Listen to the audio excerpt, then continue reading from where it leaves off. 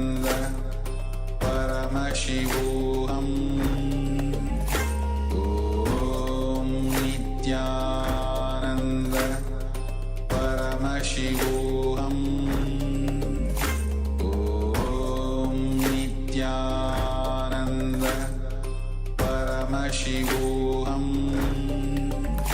Om Nithyananda Paramashivoham. Om Nithyanandam, slowly please open your eyes. Start to pen down whatever you have observed through your third eye and give your gratitude to Swamiji for whatever it is that you've received in this third eye power manifestation. We'll now be showing you what we had projected to you. Yes, so here we have the image of a green parrot, which is seated on a concrete wall. So we have mainly three colors. There's the black, there is the green parrot, there is gray. So these are the main three colors, and if you are able to see these, that is beautiful. You have started manifesting the power. Or if you have even seen, for example, some kind of tunnel structure which is there in the back, or the wall, you are able to see a wall, or you were able to see the parrot itself, that is beautiful. You have started seeing. Actually, one of the participants has said that they were able to see, it looks like it's a hot place and there is an animal. So that's beautiful. Obviously, it is sunny over here. There's a lot of sun and there is an animal, the parrot. So beautifully, you have manifested this round and you can congratulate yourself. So now let's move to the next round. Once again, please close your eyes. You're going to be moving to the second round of images.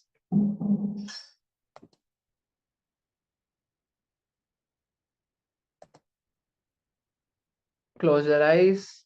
Take a moment to bring visualization of Swamiji into your third eye. Start chanting the Mahavakya Om Nithyananda Paramashivoham intensely inside. We are now projecting the next image for all of you. Request Swamiji to project and show what is being projected. Let's begin. Om Nithyananda Paramashivoham. Om Nithyananda Paramashivoham. Om Nithyananda Paramashivoham.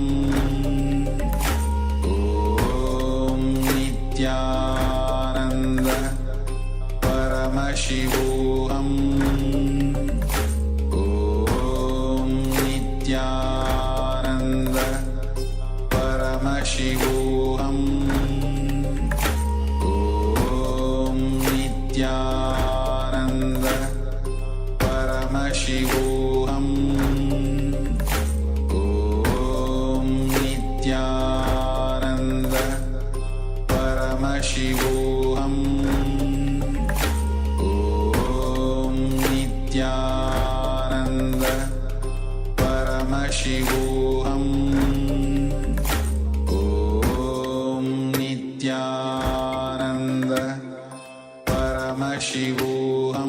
Paramashivoham.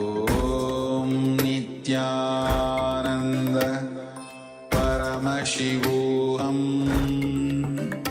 Om Nithyananda Paramashivoham. Om Nithyananda Paramashivoham. Om Nithyananda Paramashivoham. Om Nithyananda Paramashivoham. Om Nithyananda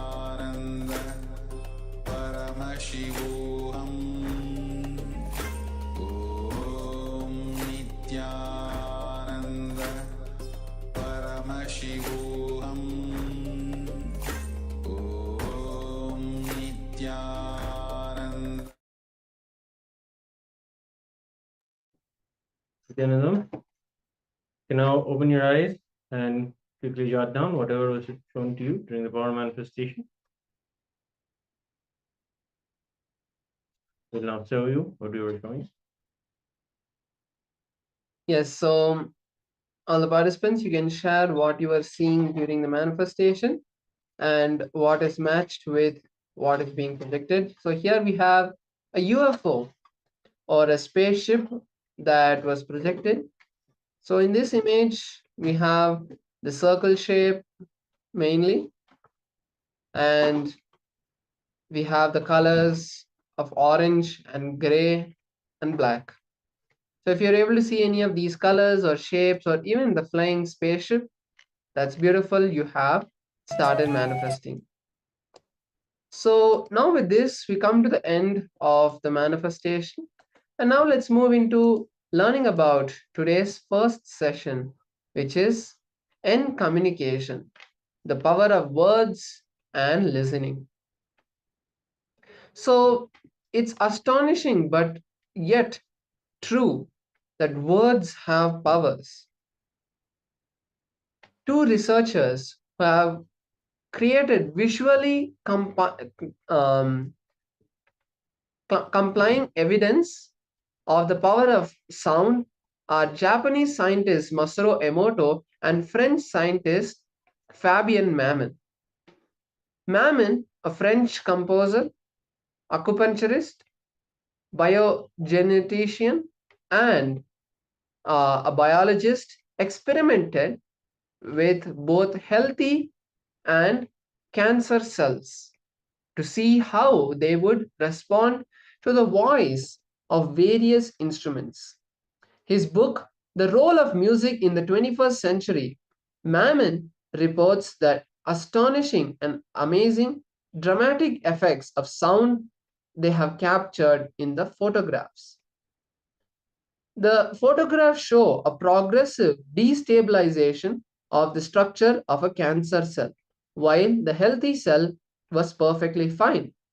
Mammon says that when he played sounds that progressed up the musical scale, the cancer cell eventually exploded.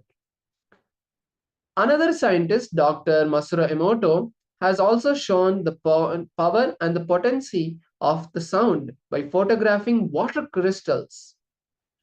His work is published in a series of books called Messages from Water and was featured in the movie What the Bleep Do We Know? In his remarkable experiments, he played classical music, folk songs from Japan and other countries.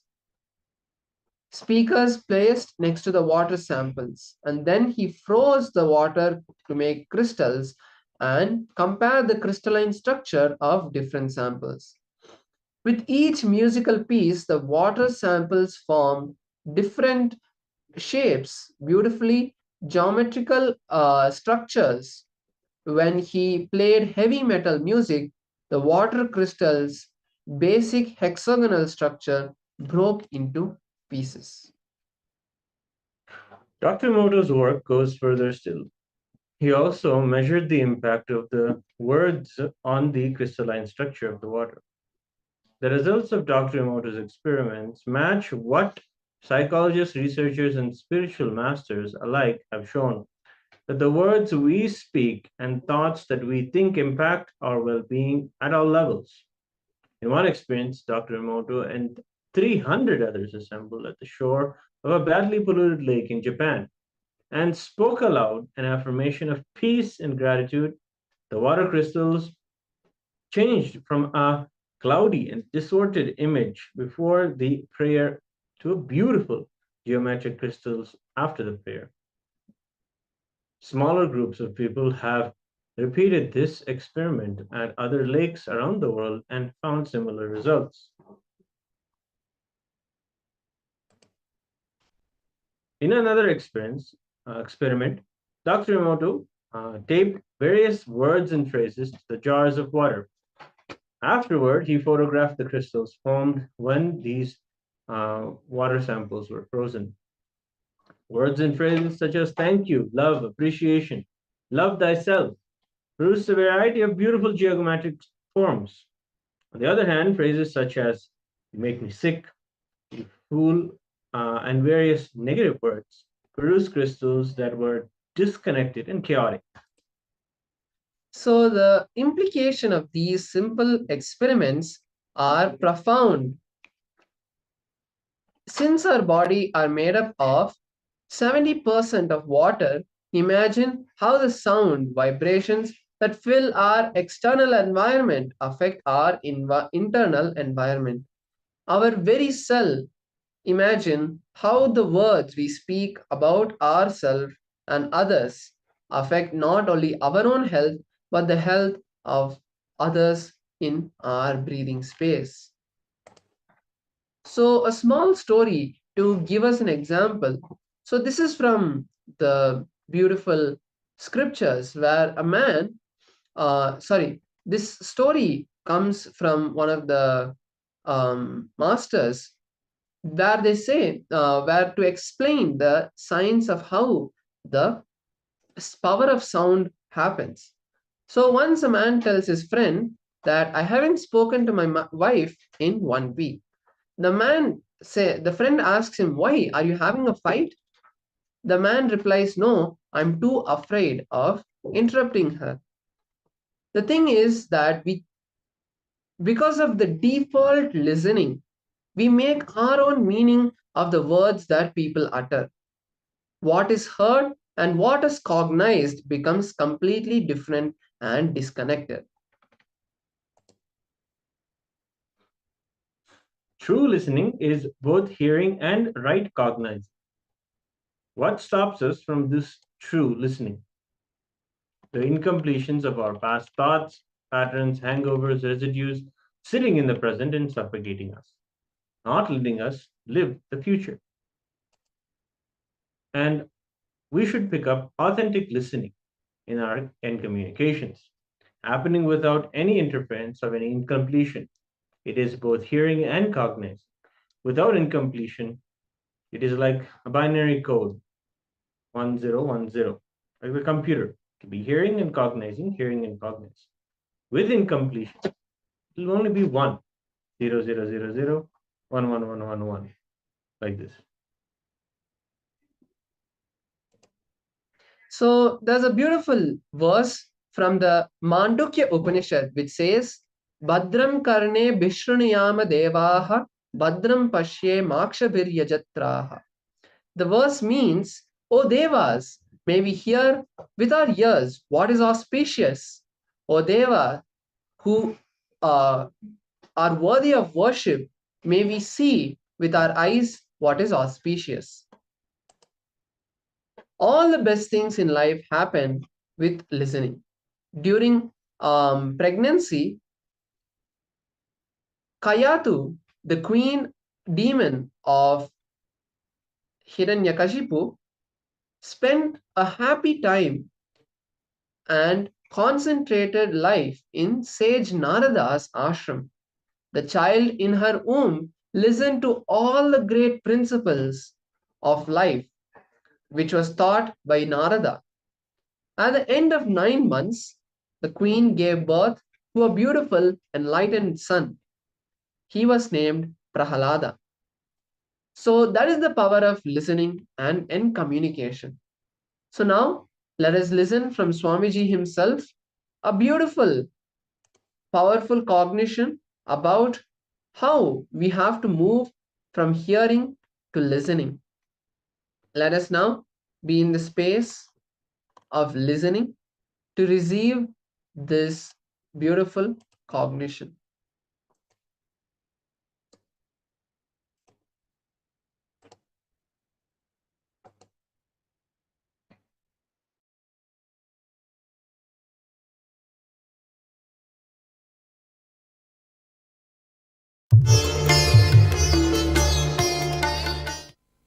Whatever you want in your life, you might have come for the program here through two-way video conferencing or in the Rajya Sabha physically. You might have come here for health, or to achieve more wealth in the life, or successful career, or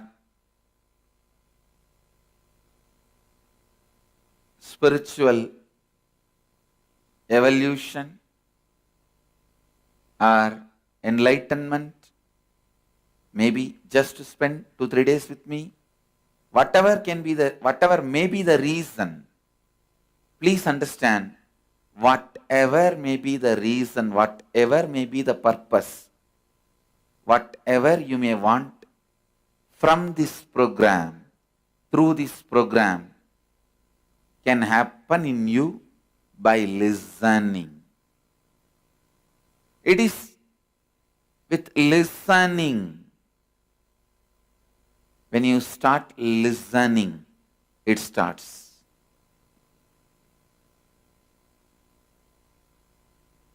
When I say listening, I don't mean just hearing. The default hearing, which all of us have. Let me define this default hearing and listening. Default hearing means you hear some words or sound. The moment you hear, some of your past incompletions stored in you, past memories, emotions, hangovers gets triggered in you. When that gets triggered, you are just lost. You are just lost in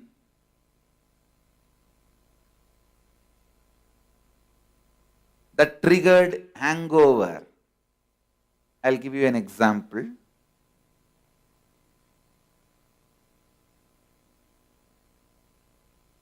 When you were 10, you went for a beach walk. There you saw few people attacking one person, and finally that fellow is dead. You saw literally a murder in front of your eyes. Naturally, you will run away from that place.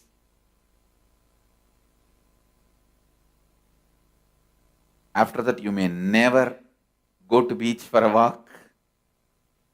Or even if you get a chance to see the beach, you may remember only this painful memory. If you carry this incompletion, the moment I start speaking, I start uttering the word beach or a beautiful walk in the evening beach, the breeze of the evening beach. Here I am talking about the beautiful, loving, very soothing experience. But there in you, that incompletion gets triggered, you are already in the mood of that being terrorized, frightened, fear, carrying that hangover,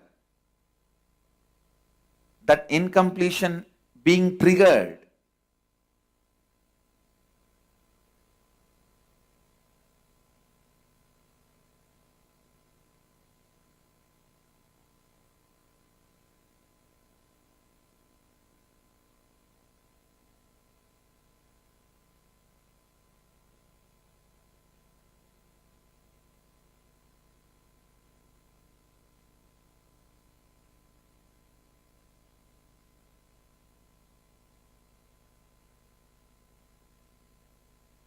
Understand,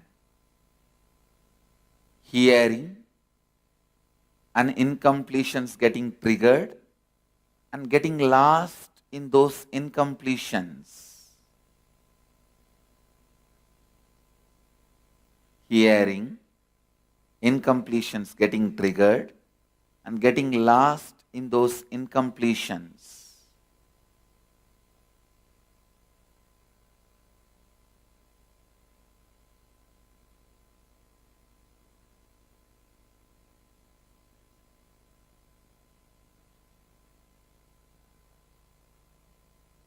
That is what is your default hearing.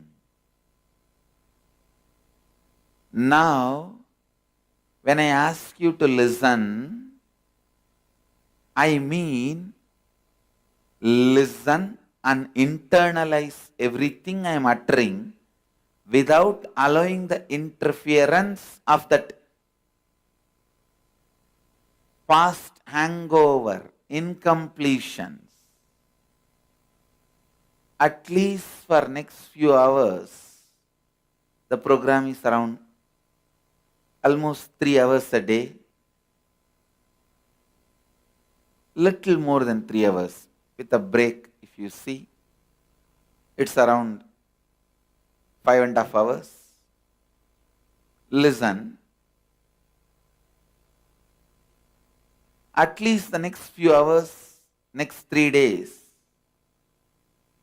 I am requesting you to listen and internalize directly without allowing your incompletions interfering, without allowing your incompletions hitting, without hearing your incompletions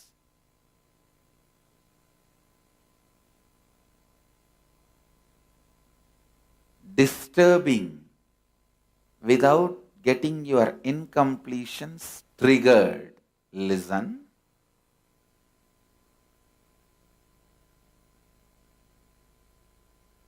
You listen and internalize, means understand, cognize. Then again listen, cognize, listen, cognize. This is like a binary action. 0, 1, 0, 1, 0, 1, 0, 1, 0, 1. Like the computer. How you hear the binary code in the computer. 0, 1, 0, 1. But if the incompletions get triggered and interfere, it is not 0, 1, 0, 1, 0, 1. It is like a 0, 1. Then again 0. The incompletions getting triggered stops the hearing and internalizing, hearing and cognizing, hearing and cognizing. This process gets disturbed. This process gets disturbed. Understand? When the hearing and cognizing is disturbed, you become tired. You get disturbed. And the listening gets broken. Especially Indian classrooms, you are trained not to listen. The long hours, boring syllabus, boring teachers. Naturally, you are pushed to get into the state of samadhi by sitting with open eyes. Listen.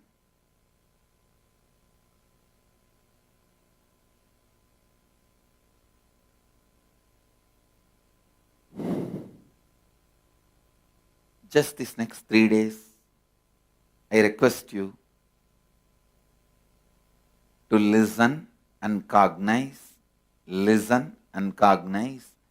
without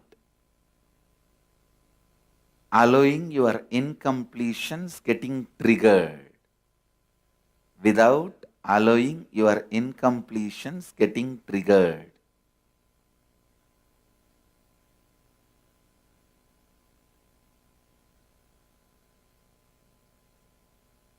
My commitment with you all, please listen. Please listen carefully. I can make whatever you want as reality. Please understand. I am really serious about what I am uttering. I am sincere about what I am uttering. I can make whatever you want as reality.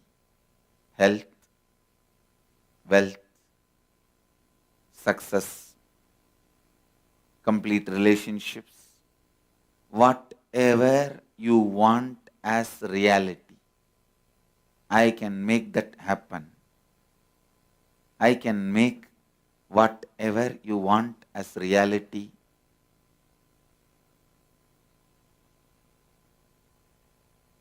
But my only request, please provide listening.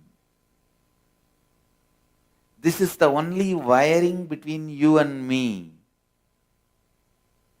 It is the only wiring between you and me, connection between you and me. In Vedic tradition, words are not used just to convey some idea, concept, theory. Words are used to transmit energy. Understand? If the words are used only to convey an idea, a concept, books are enough. But in Vedic tradition, we use the words to transmit the energy, experience. So, listening is the only wiring between you and me. It's the only wiring between you and me. So I request you to provide complete listening. I request you to use the words as a bridge between you and me so that I can transmit the experience to you.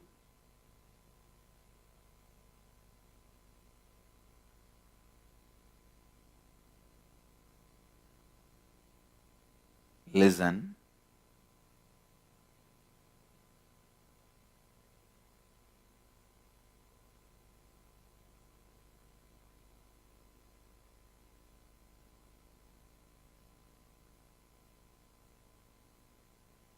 When you sit with the space to listen, with the mood to listen, even silence, my silence does so much in you.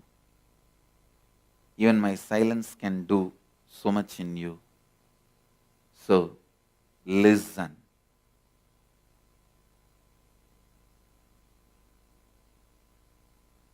How many of you are ready to listen for the next 3 days? Raise your hand.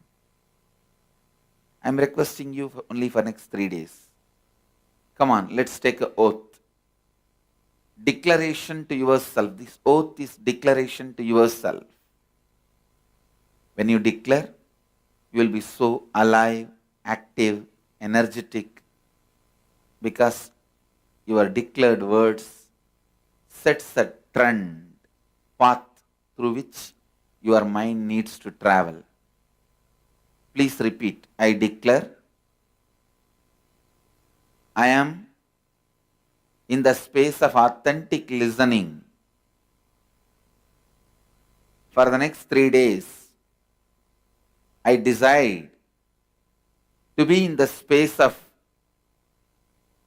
authentic listening. My blessings for you to be successfully listening.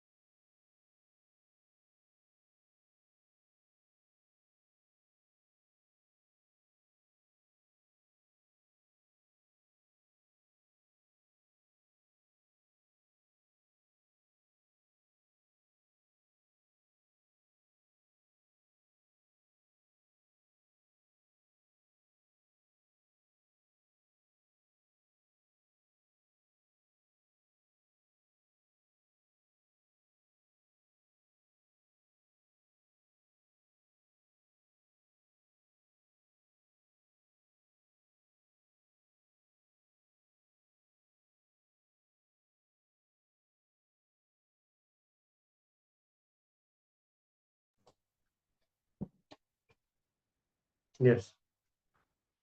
After seeing this wonderful video on listening, let us now do the internalization exercise to make sure our listening is able to communicate what we want.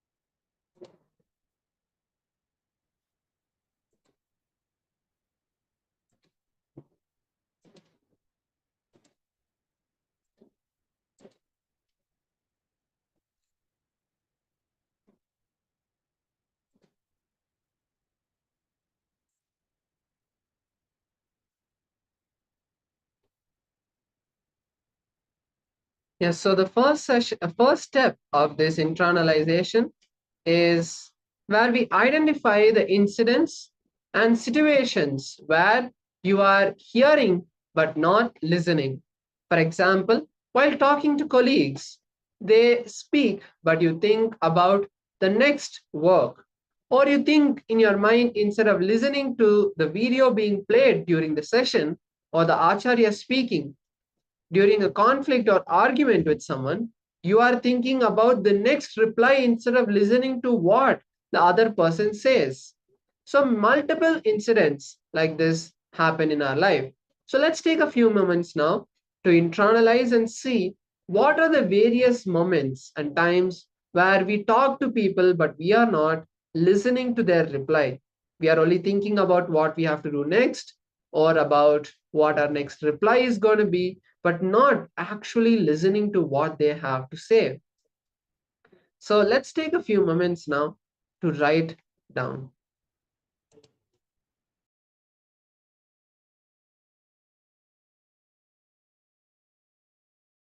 Paramashivoham.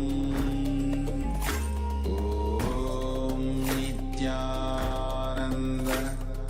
Paramashivoham. Om Nithyananda. Paramashivoham. Om Nithyananda. Paramashivoham. Nithyananda. Paramashivoham. Om Nithyananda. Paramashivoham. Om Nithyananda. Paramashivoham. Om Nithyananda. Paramashivoham. Om Nithyananda. Paramashivoham. Om Nithyananda. Paramashivoham. Om Nithyananda. Paramashivoham. Om Nithyananda. Paramashivoham. Om Nithyananda. Paramashivoham. Om Nithyananda. Paramashivoham.